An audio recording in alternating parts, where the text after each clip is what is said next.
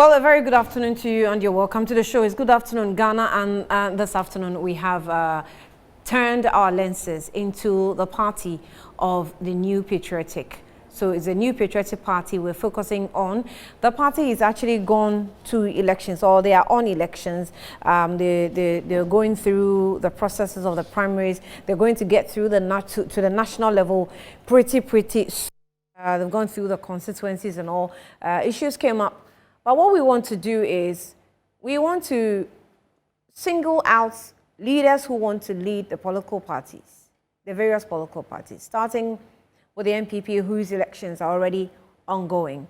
So we are selecting one person after the other who wants to lead the party that we will be proud of and call it a disciplined party that can lead a government or a country.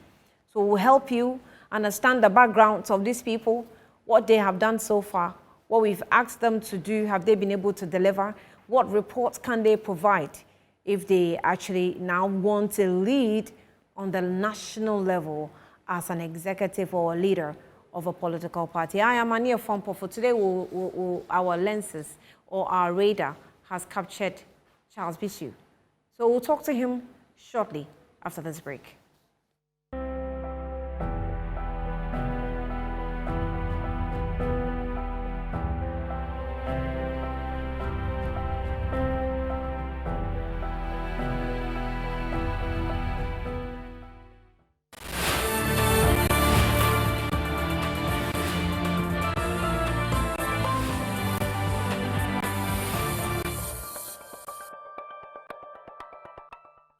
All right, you're welcome back. So, well, it is Good Afternoon Ghana, and like I said, today we are turning our attention to the New Patriotic Party, that's the NPP, the party in government, and they are currently on their primaries, and we'll get to the nationals very soon, where the party will be appointing leaders or new leaders to lead the party going forward into election 2024.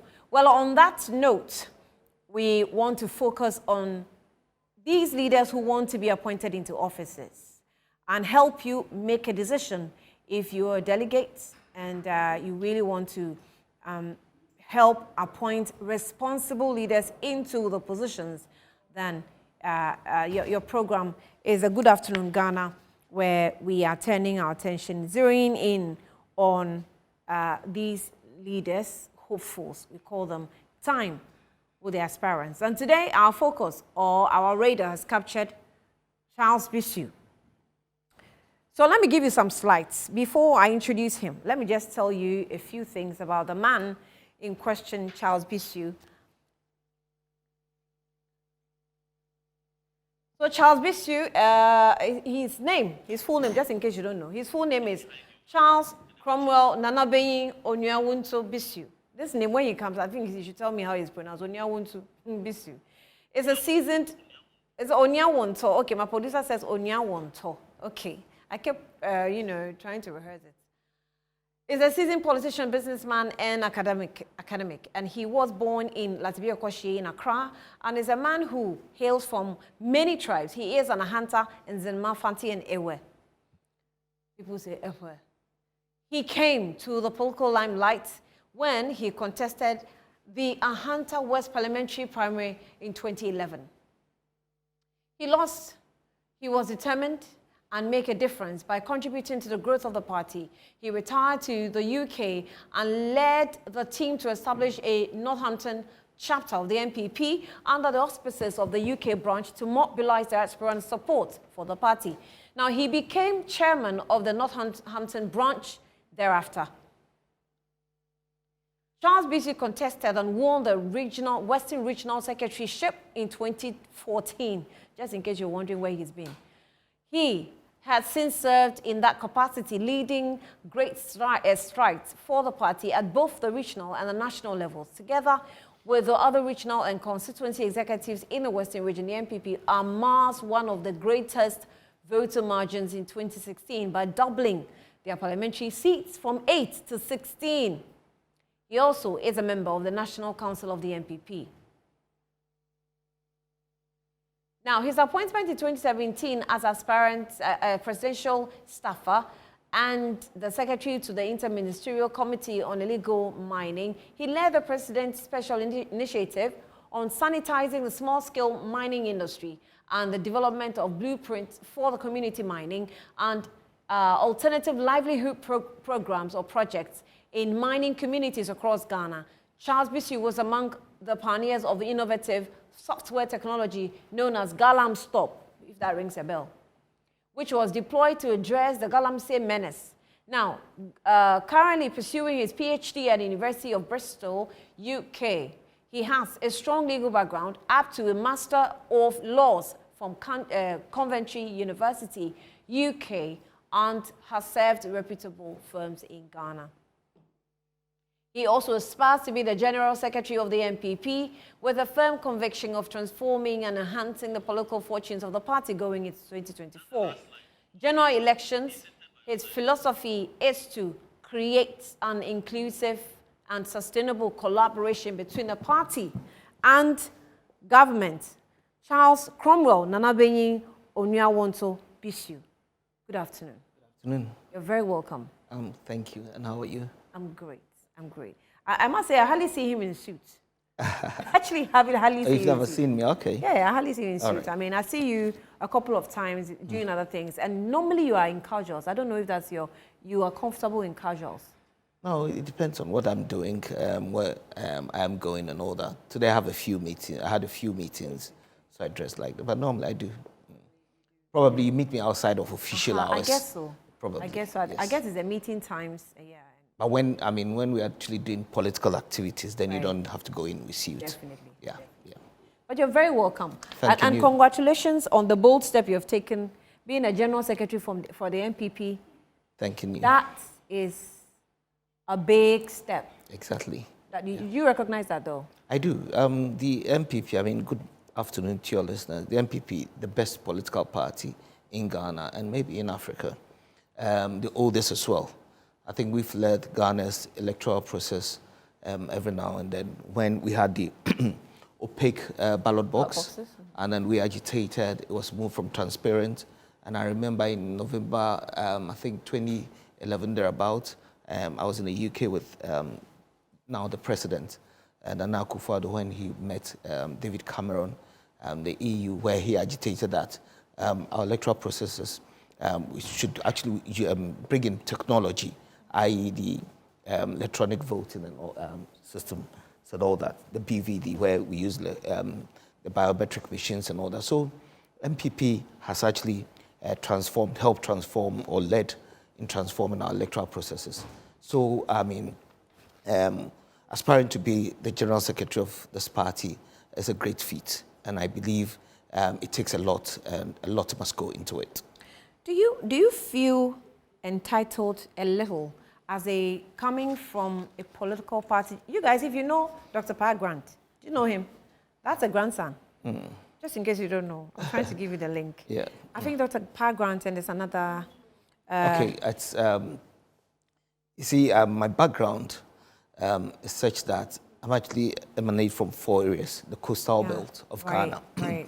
My mom's mom is Mary Sophia Hughes, so she's a brother of Sechi Hughes from the Cape Coast.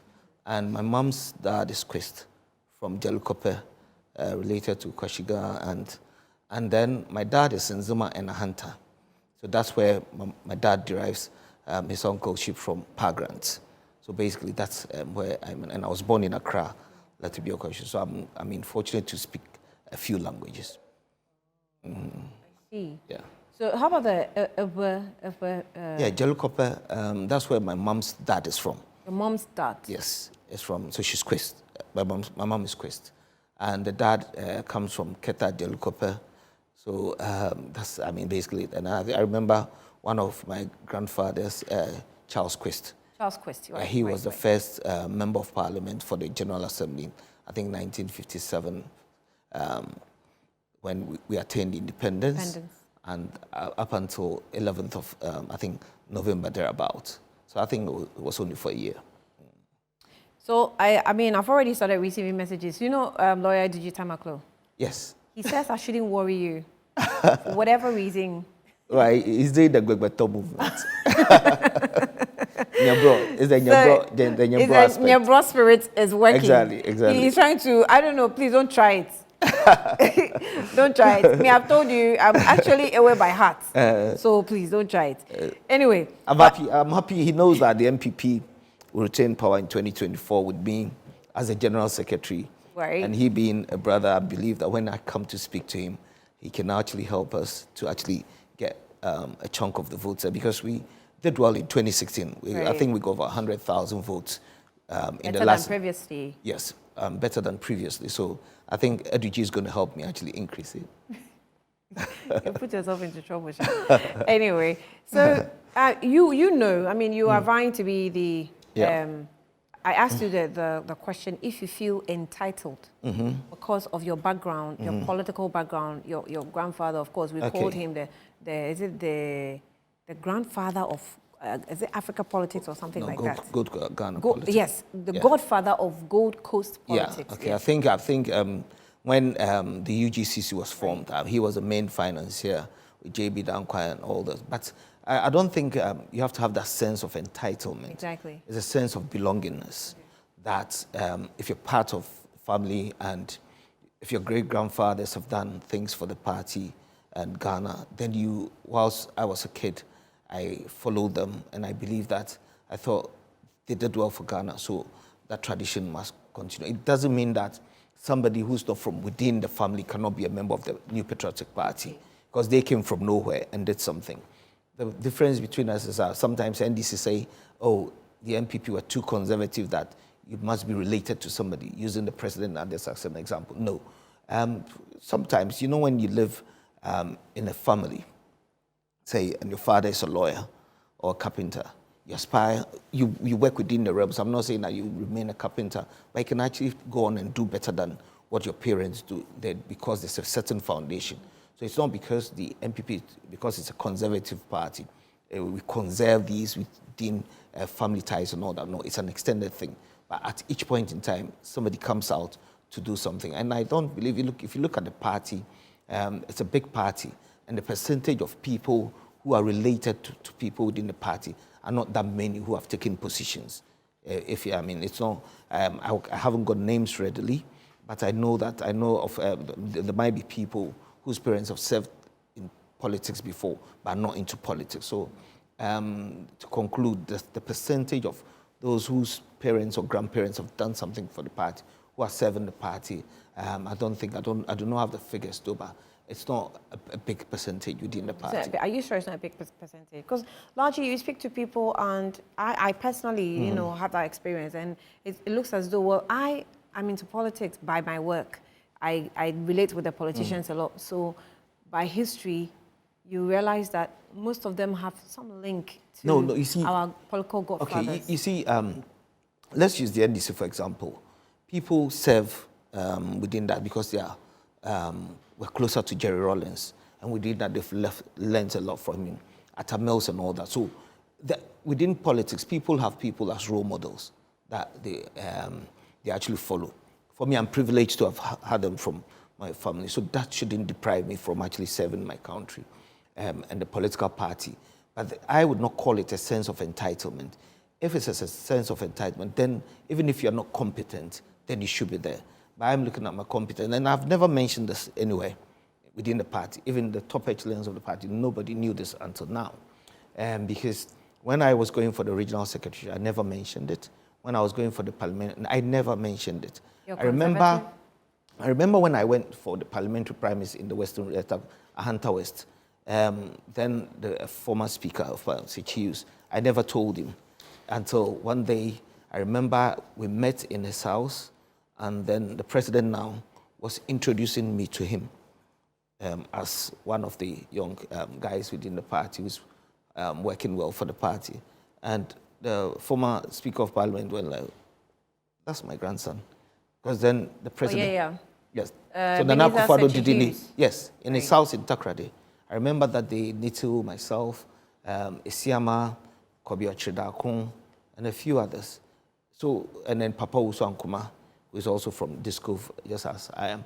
And then Nana Akufo-Addo, then the presidential candidate, At that time, he wasn't a presidential candidate. We were then vying, going into that elections. And then he was introducing me to Sechi Hughes, the former speaker.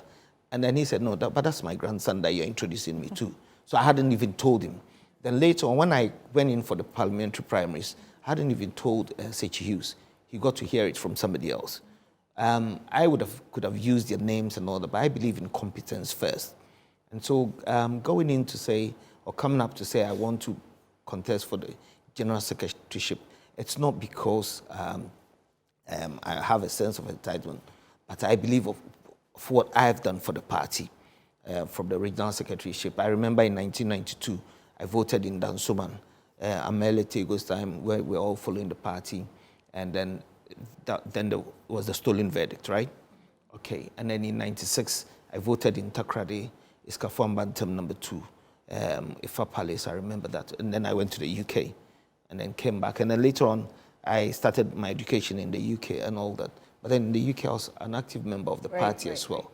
So it's not for me to sit there and say because I am related to somebody, so I should be given the opportunity. So you start the UK Southampton branch of the NPP? Northamptonshire. Northampton, rather. Yes. You started it? Yes, yes. Wow. I started because in the UK, we have the UK itself as a branch, and then we have chapters within that.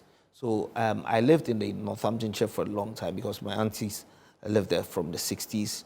And then through that, I realized that we had the Milton Keynes branch, which wasn't strong then. And then the party was trying to expand. The Birmingham side was stronger, London. So the main ones were then Birmingham and London.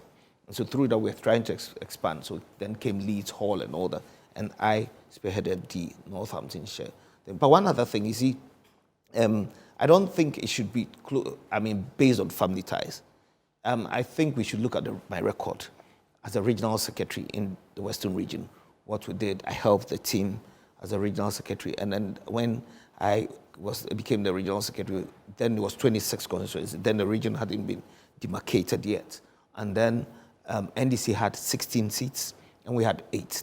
And in the 2016 elections, we actually made 100% gains by getting 16 seats, and then appreciating councilling about 100,000 in the Western North, because the Western North part of the region was our nemesis.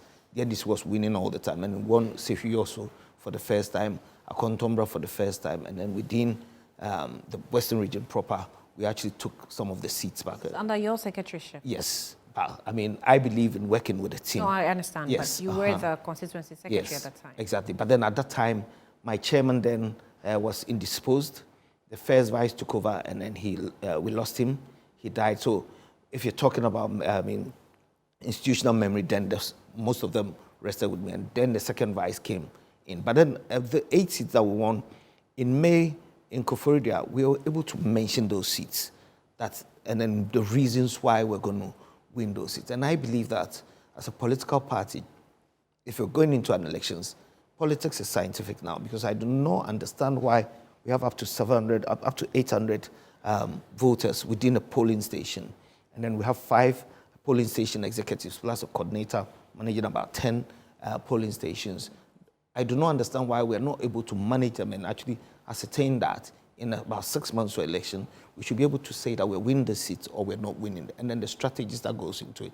And I believe that if you're able to put your data together well, then you should be able to do it. It's not a case of always actually managing. And the political party has a structure that our forefathers actually put together.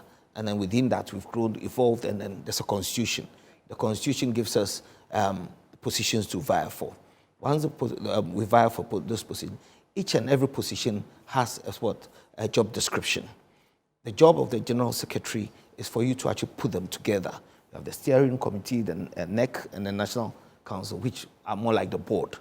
But the general secretary, your job is to actually coordinate all these other officers to gain results. For example, you have the organizational unit, which is led by the organizer, and underneath him, we have a women organizer, youth organizer, Nasara, and all that. And then the secretariat, you have your treasurer, you have the research and elections, communications, and all that you're managing. And then you have the chairmanship bit. So you should be able to coordinate all of them. And it's like a CEO, where you have departments, the public relations department and all that. but you being able to actually manage them effectively, you should be able to get results. That is why I'm saying that in a year to an elections, I should be able to tell from coordinating these personnel the way forward and all that. If there are problems, I should highlight them. It's so this, you know, what's it called, results that you were able to garner when you were at the constituency level tells you that you can do more at the national level. Oh, yes, I can. Because you see, when I took over in the Western region, at the time, letters were even sent to people in the constituencies through vehicles and stuff like that, okay? And it would take time. Time costs money. So immediately I set up email addresses for all of them. And at the click of a button, they receive the letters instantaneously. Within a day, I get my results and then, feedback, and then do whatever. And then I sat and then actually brought some of my constituency executives. I started interviewing them, but they didn't know what I was doing. Because if you condition them as to what you're doing, they would not give you the right answers. Right. Because the political party... You can actually be a journalist. Can I? You can't. Okay. So, you see, the political party, yes, looks like a corporate organization. But the corporate organization's job is to actually maximize profits. Right. So each and everyone has his or own KPIs to meet. The same happens in the political party. But the political party, the reward is not like you're paid at the end of the month. So you have to actually manage people's egos. You need to know them and then use your man management skills in getting results. So for example, my secretaries, in opposition, I was paying them like 200 cedis every month for me to get results. What's up from your pocket? Yes. And I came up with something called the regional dashboard. The regional dashboard was for me to actually gather data from the polling station. So I had the polling station dashboard, the electoral area dashboard, constituency dashboard, and the regional one. And then I outlined each of the officers, I outlined their duties per the constitution or the organogram.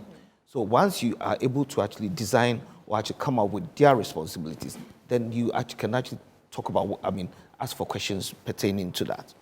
And so the polling station executives were able to hold meetings and actually come up with information, where be it chieftaincy disputes in the areas, people who have moved away and all that, so that we can actually make it. And then it goes to the constituency and all that. But then it got to a point, some of the constituency officers, for example, some of the secretaries, would not give you the right information. They would lie to you. Right. Because they are not motivated to do that. That's why I came out with a reward system. Now, thankfully, now the party pays, gives some allowances to secretaries and all that, because the constitution stipulates that. But then, in opposition, we were not able to do it. I am not saying that since we came to power, there's money coming from somewhere. It is the due system which has been actually strengthened. That is why we're able to give them some money. But then at the end of the month... So clarify that the party is using its due system. Exactly. To remunerate. Exactly, but it's not enough. Because if you go into an election and then you win with 5 million people, I should be able to target about 3 or 4 million to ensure that even if one person is paying a cedi a month, that's 3 million cedis every month, and you can use that to run the political party. You see, so the reward system is there, but then the reward system is there, but they're not giving you the information to actually make a decision. Let me use an example for maybe Nestle Ghana. Nestle Ghana, when they are at the corporate level, making a corporate strategy or corporate determination for the company, it is the retailers. That's why we have something called a retail campaign, and which, under the auspices of Chairman McMenu, we actually used to win the elections. The retailers will tell you the number of tins of milk that they want, okay? If people have moved from their jurisdiction, hitherto if they were selling maybe 100 tins a month, then if it reduces, they should be able to tell you, because people have moved from within the polling station. And then that information goes to the district and the region for them to make a corporate decision. If you apply it to a political party, that's how it should be. So I was rewarded. Competent, very detailed. Yes. So I was rewarding them. Will you call yourself somebody that pays attention to details? I do that a lot. I try to do that, but I don't think I am perfect. Definitely. Yes. That's why you have to have a team. Would you still see yourself as someone, a perfectionist? Yes. You put in the mechanisms, okay? That's what I'm saying. You know, when I was putting the regional dashboard down, I didn't do it by myself. I look at each person's responsibility, and I was interviewing them without them knowing. And then when I put it together, I said, these were the questions that I asked you, and this is going to be the mechanism that we've all put together to work with. Because there's that sense of belongingness from them. And then, so they believe that we all put it together which they did. And so actually fill in that form, yes. But then within that, you can have some, you would have some of them who think that it's a political party thing. For example, you give them money in a political party and then you give out loans. They'll say, no, it's a political party thing, so I do not have to pay. You understand? But then you have to give them that sense of responsibility to understand what you're doing. We're building together. Because for me, if I'm managing the party, at the end of it, if we're going for another elections, you should be judged by what, or measured by what your performance. I believe in that. And I think that's how the way to go. So the regional dashboard actually informed me as to what we're doing. I think that, and it's electronic, because they fill that in, and then it comes to a centralized point.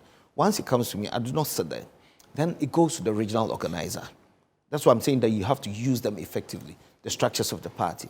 The regional organizer goes to ascertain that the information that has been given to me is what actually transpired. And some of them lied. And the moment after we did it 1, 2, 3, and they realized that we're really checking what they're doing, everybody was actually up to it and then making sure that we're getting the information. That is how we're able to predict that we're going to win 8 seats. That's your performance at the constituency level, I would say, or maybe regional, because it affects the region. But you would want to also touch on your appointment as a presidential staffer, and your appointment as a secretary to the Interministerial Committee for Illegal Mining, and your performance. And you know what happened. And I think you haven't really spoken much about it after that document. Okay, so I have spoken much about it, but maybe not here. You see, my performance, I believe that it was good. So the performance doesn't sit with what happened. You're talking about the scandal.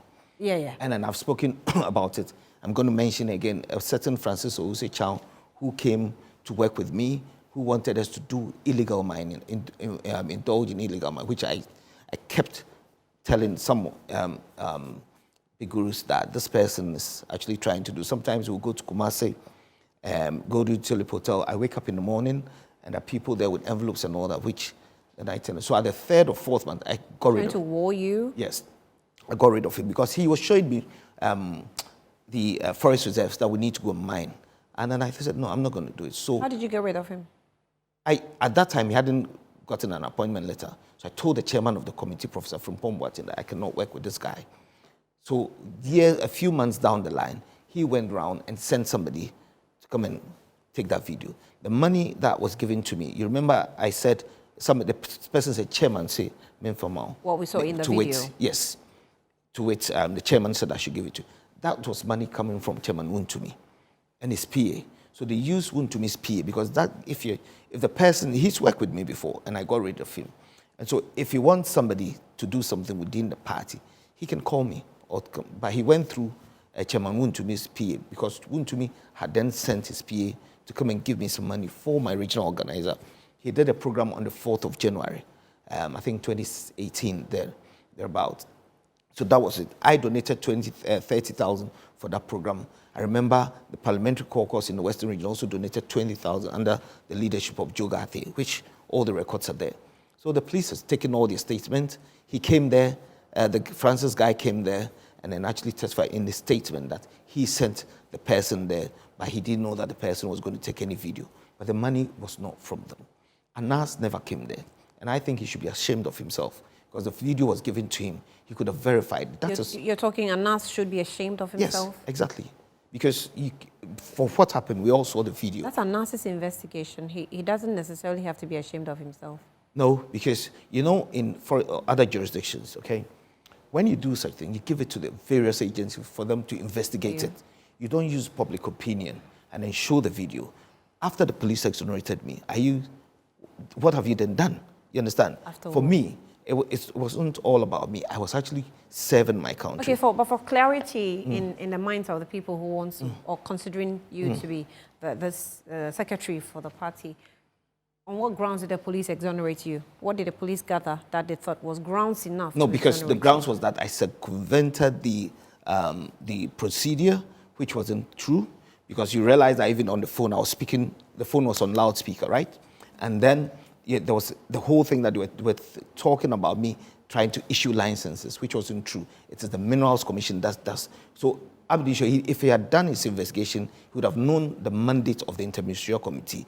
The Interministerial Committee was an ad hoc committee to sanitize the system. The sticker that they were talking about is a sticker that had every information about every mining company with a QR code. So when you go there with the Galam stop, you scan it, and then it tells you if the license has expired and all that. You see, so the police exonerated me based on the fact that I never took bribe or anything like that. There was no grounds for the allegations being made? Exactly, because the money was from Wuntumi's PA, and he came and testified that my chairman sent me. He didn't even know that. But what was Wontumi giving you that money for? No, it wasn't for me. It was for my regional organizer. And it was for party work? Party work.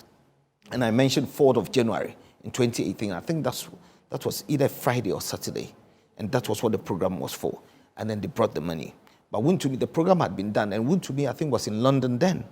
And then he had given the money to the gentleman, Miss Andy, to come and give it to me. When Andy came to the office, I think the first day, he called me and I said, go to the office. The system. Andy in Kumasi, that's Wuntumi's PA. Radio. No, I have to know if it's the radio, but it's Wuntumi's PA.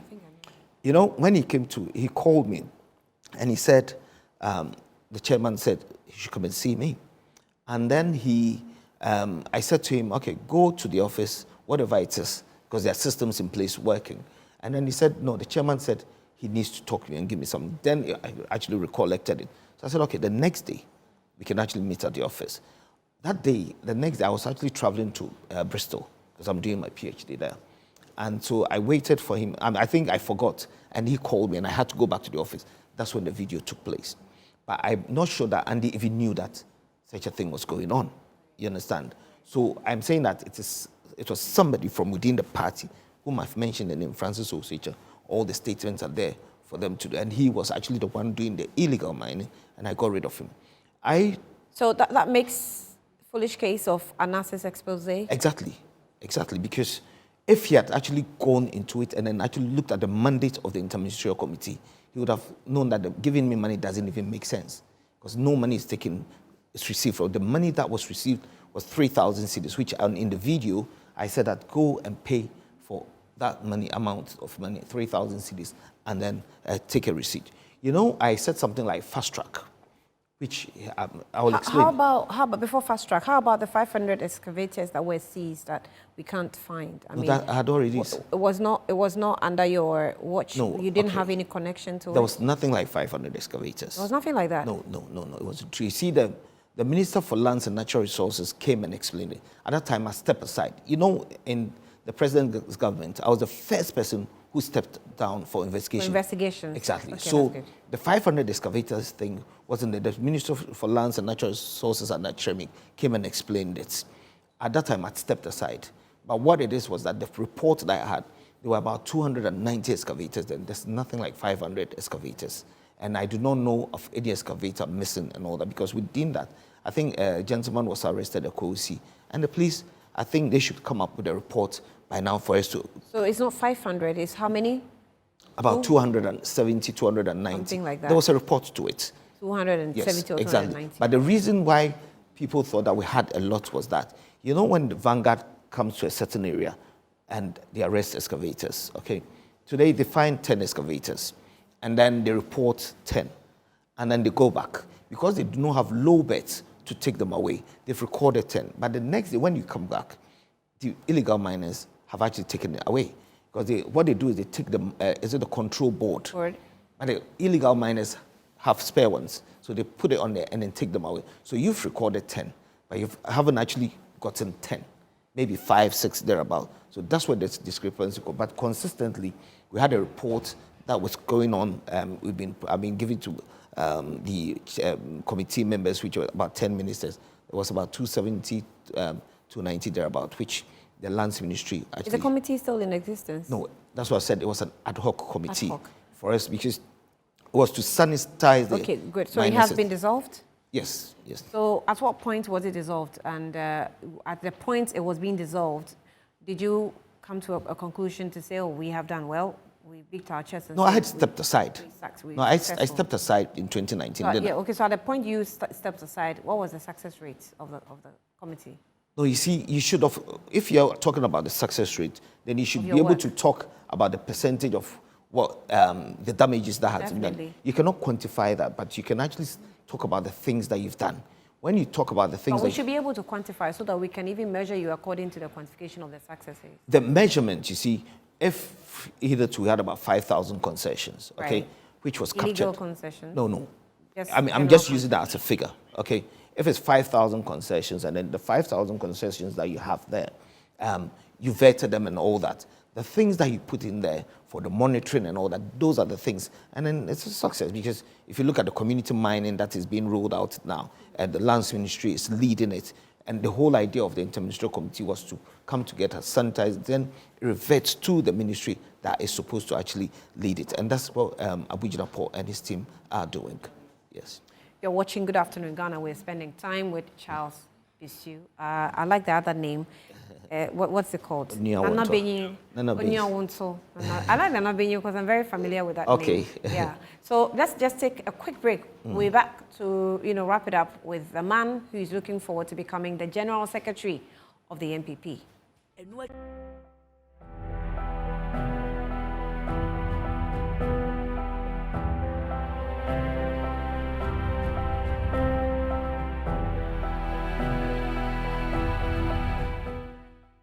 You're watching Good Afternoon Ghana. My name is Onuawonto. You're welcome. We're spending time with Charles Cromwell Nanabeyi Onuawonto Bissue.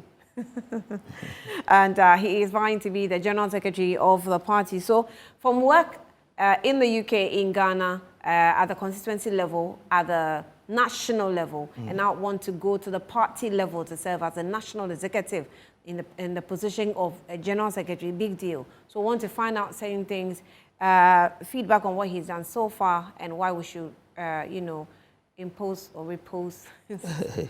Repose. So I'm trusting him to be the General Secretary. Yeah. So let's wrap up on the mining and then going forward, what we should be looking at. Also, okay, I mean, I think... Will you call yourself a violent person? No. You don't like violence? No. You don't like violence? No. But did you see that your picture that was trending on social media? I saw What happened? No, you see, I think a statement came out and we discussed it within the party levels, and then I wrote a statement. I don't think I should be discussing that here. You don't want to be discussing it? Because people want to know. That's why I actually asked a direct question if you're a violent person. No. I mean, it wasn't anything. It was just a brawl that happened. And the statement... A brawl is not just a brawl. No. The statement that came out then, I think, simplified everything. And that's over 2 years ago. Everything is fine, so I think we should... Everything is fine between you and whoever? Yes. I don't want to mention anybody's name. Yeah, but it was on TV. I know. Everything came out that the problem has been solved and all that. And if you Google now, you see that it's been solved.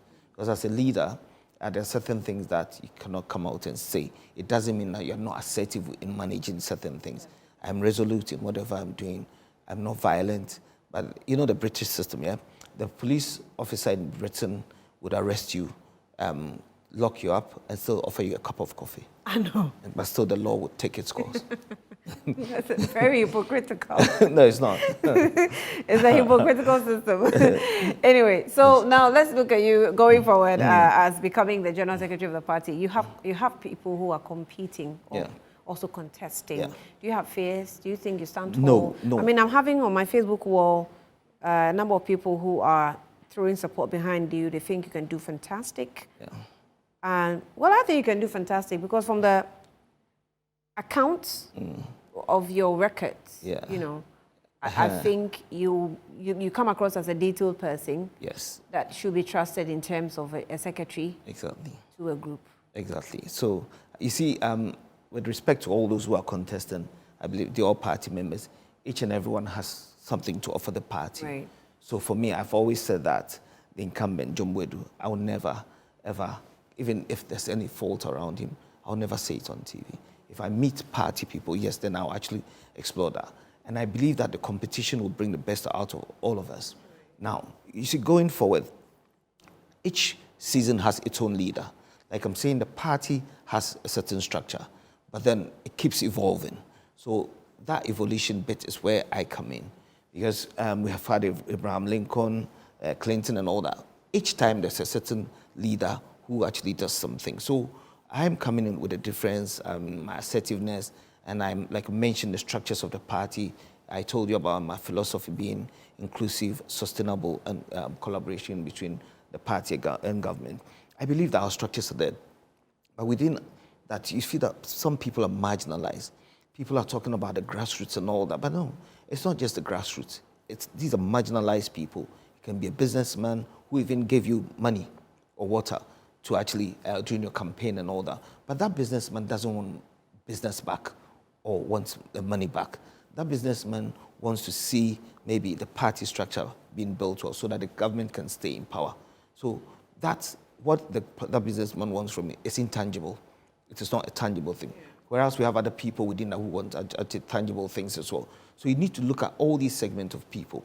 And then the party structure, we need to sustain it.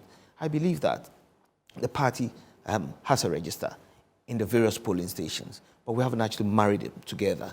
We should be able to do that, have a better database, as is done in South Africa and all that, that where you have a better a database which is actually encompasses everybody, or actually covers every party member, employment and all that. You can actually help the party by doing that, because by the click of a button, you're able to actually come out and then know what the decisions you have to make. And then there are certain times that people need jobs. For example, if there are jobs out there, okay, you want competent people. My party person is competent. The NDC person is competent. Obviously, as a general secretary, I'll choose my party person because he's going to actually put my ideologies for my party to stay power. But we've had instances, sometimes some of our party members are not qualified, but they want to be maybe in the police service and all that. And then some people keep asking that. When we were campaigning with them, we never asked them about their certificates. Of course, they're right. Was it that we did not even prick their conscience to actually better themselves? So with that database, you can actually say that, okay, this number of people cannot qualify for this, so the party, through a welfare system, should do something. I've also seen party people who, through one way or the other, gotten injured, and then after some time, they actually left. Should the party come out with an insurance system for the party, just like any organization, so that when I become the general secretary and one day I'm not there, there's that institutional memory, there's that system there that takes care of that person. Wow. It is not whom you know, you understand? Because within our party, there are so many cliques. You must know the person here and there before you get something. No. You think you can break those cliques? Yes, it has to happen. It has to happen. But gradually, when you do that, we all believe in the system. That's why I'm saying that it is not a matter of actually fighting or arguing, putting in a mechanism together, and then we all actually move forward with it. So I'm looking at systems of actually managing the party well, effectively, I mean. You see, proper administrative management. yes, you need to be. Not just an election machine. Yes, the party is efficient now, but it's not effective. Let me put it that way. So being efficient is not enough for me. It needs to be effective that this political party, which has given birth to that government, this government now, what are we doing? We should be monitoring our government. The government is doing well. But I would want a situation where, if we're monitoring them, sometimes at the political party, we should even be closer to the people and have this sentiment of them. What do you think you can do to stop violence in political parties during elections? You see, when you put all these mechanisms that I'm talking about, your data and everything there, people know there's a certain thing that is actually driving all of us. That is one step. Because people go out there to fight and do things because they feel that it is the only way that they might be recognized. Everybody has a way of, in psychology, there's something called attachment. When you have kids in the house and you give the other one attention and you don't give the other one attention, the other one starts fighting the other just to gain the attention. Let's apply it to the political party. People go out there and they want to do things which are illegal. Even though this political party has passed, under this government, we've passed the Vigilantes and then Other Offences Act. So we should be actually guarding it. It's not us actually preaching violence. So once we have the data and we're managing ourselves well and everybody's recognized some way, somehow, eventually this violence thing will be a thing of the past, because he even knows that my political party doesn't want this and they have my data.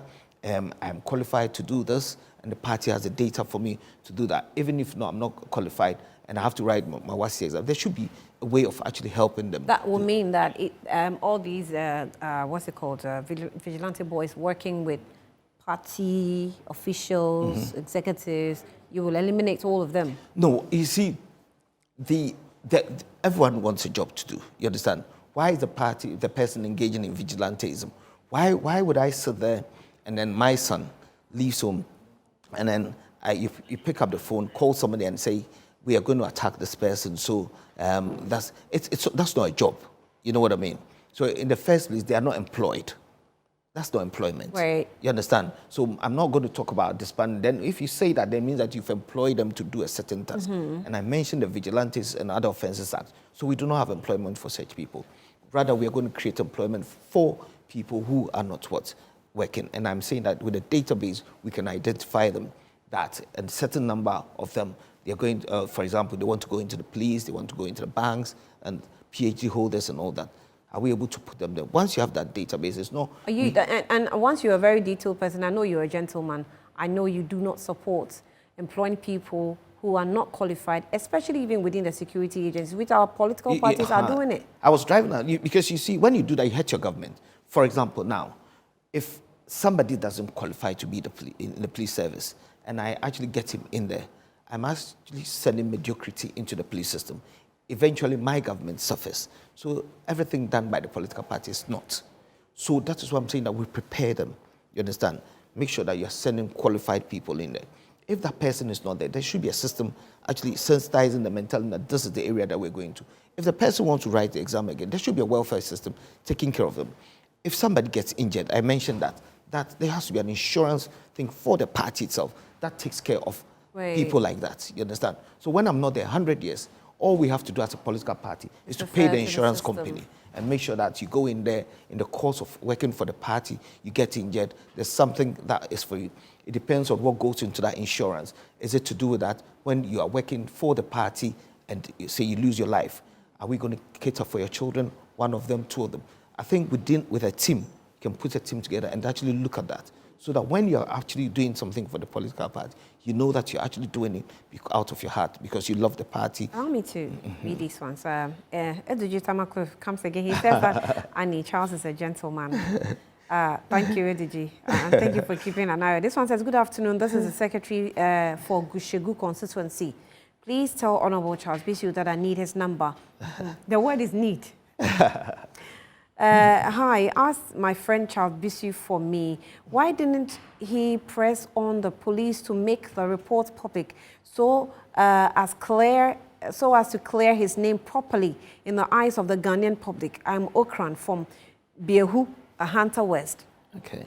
Please, good afternoon, sir. Please, I want to be your Northern Regional Coordinator for you because you are the one we need, inshallah. Well, he's bringing Abuche to Ghana, so you can trust that. So good afternoon, this is the Secretary for Gushegu. Okay. I think I'm repeating this one. Okay. I think Edudji wants to talk to you somehow.